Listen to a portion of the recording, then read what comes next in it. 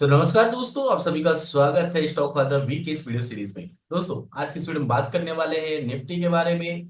साथ ही साथ बात करेंगे बैंक निफ्टी और उसके साथ बात करेंगे दोस्तों ग्लोबल मार्केट। और साथ ही साथ जो होगा फाइनली वो होगा स्टॉक, जो मेरे रडार पे कौन सा स्टॉक है और मार्केट को लेके मेरा व्यू क्या है, क्या मैं समझता हूँ, क्या मुझे समझ में आ रहा है और मार्केट का स्ट्रक्चर क्या कहना चाह रहा है।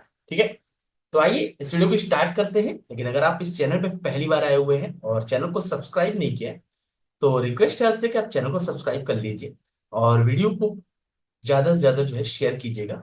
ठीक है, तो आइए स्टार्ट करते हैं दोस्तों आज की इस वीडियो को। तो दोस्तों, यहाँ पे आप देख रहे हैं निफ्टी 50 का चार्ट। और निफ्टी 50 के चार्ट में लास्ट टाइम पे आपको एक मार्केट में ग्रोथ आता हुआ दिखा है।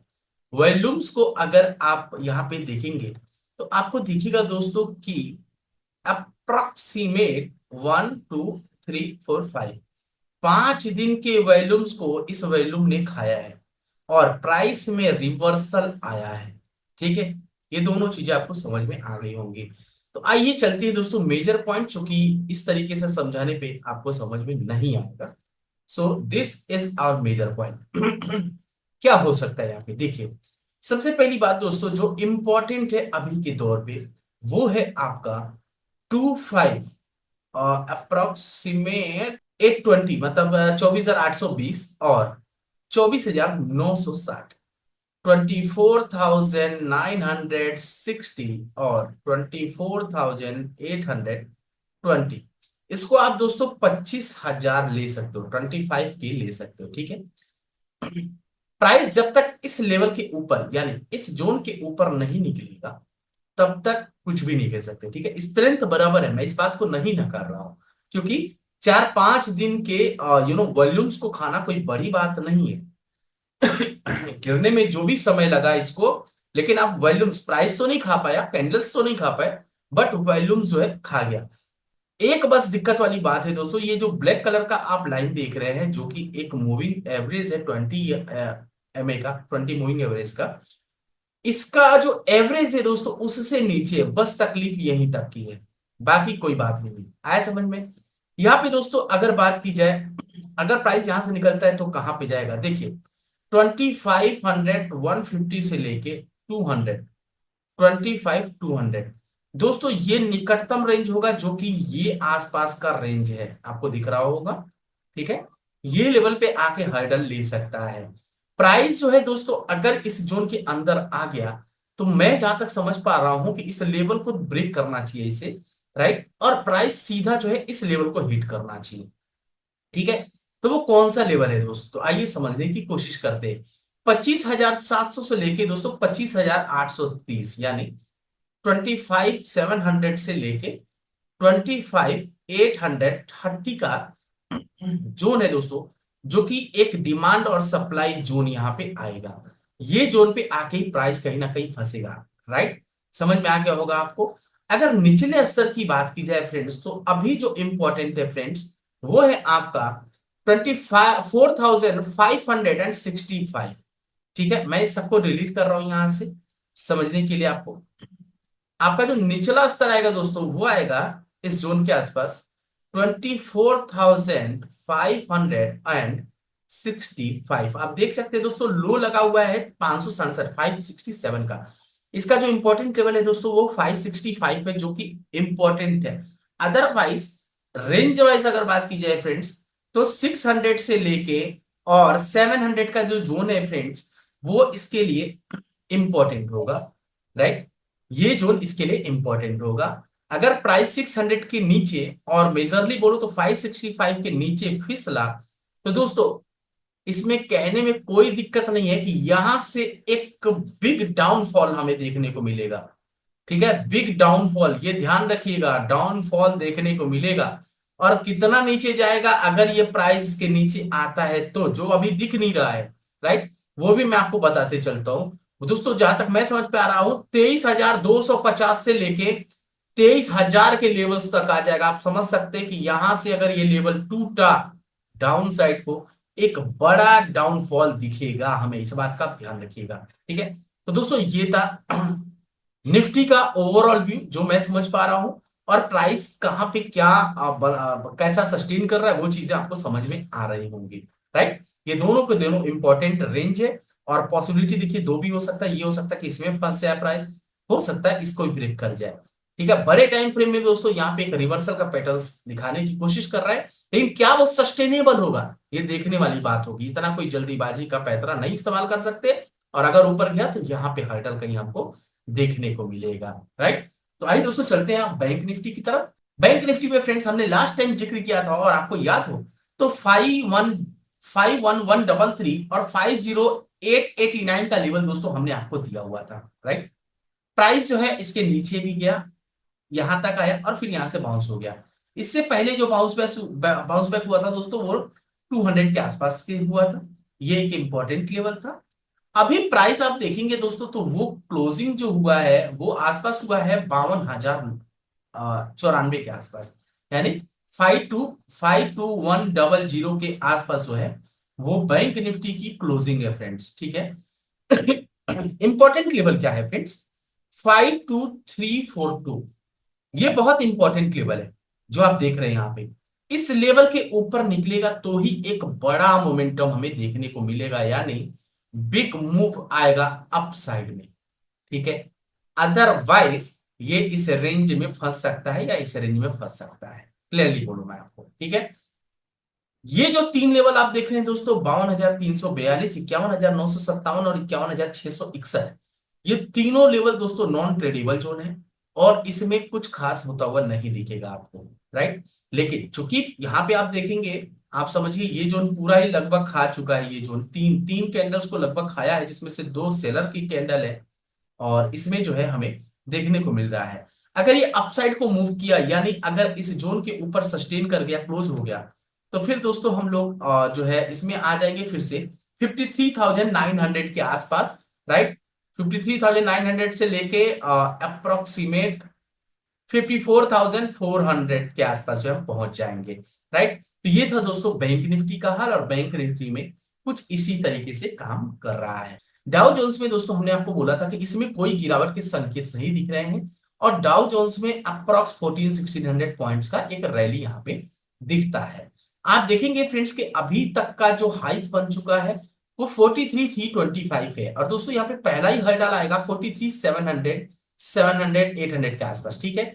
और फाइनली ये पहुंच जाएगा, अगर ऊपर लेवल की बात की जाए फ्रेंड्स, तो ये 44,450 के आसपास तक का रेंज बनता है।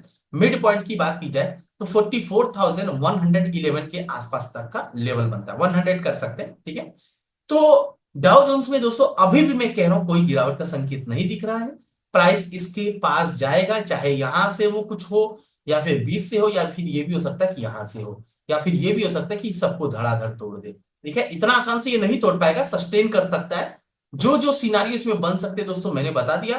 फिलहाल का एक ही सिनारियो जो मुझे समझ में आता है कि सबसे पहले तो ये रेंज ये कवर करेगा ही, गिरना है तो कुछ यहीं से कुछ सिम्टम दिखाए, अदरवाइज चढ़ना है तो यहां से चढ़ जाए। मैं आपको एक चीज और बताऊं फ्रेंड्स, 2025 और 2026, ठीक है, ये वो सन होगा, वो साल होगा दोस्तों जिसमें मार्केट में करेक्शन आने की पूर्णतः संभावना है। 2025 जैसे ही मार्च अप्रैल क्रॉस होगा, यानी 6 मंथ, आप समझिए मार्च अप्रैल जैसे क्रॉस होगा 2025 का, ठीक है ना, आपको मार्केट में एक अलग सिनारियो दिखेगा। और उस समय जो होगा दोस्तों वो होगा एनर्जी सेक्टर का बोलबाला, ध्यान रखिएगा। आप जाके देखिए एनर्जी सेक्टर, रिलायंस ऐसे स्टॉक जो है अभी साइडवेज पड़े हुए हैं। सो फ्रेंड्स यहाँ पे सबसे पहला जो स्टॉक है ना वो है कार ट्रेड, ठीक है, कार ट्रेड है। और उससे पहले मैं आपको बता दूं कि किन सेक्टरों में दोस्तों तेजी चल रही है। देखिए सेक्टर में दोस्तों तेजी दो तीन में चल रही है। सबसे पहला जो है वो है फाइनेंस, जिसमें एक अच्छा खासा तेजी जो है दिख रहा है। दूसरा है दोस्तों पीएसयू, ठीक है। रेलवे के स्टॉक्स में भी दोस्तों अच्छा खासा तेजी है, ठीक है, ये भी आप देख सकते हैं।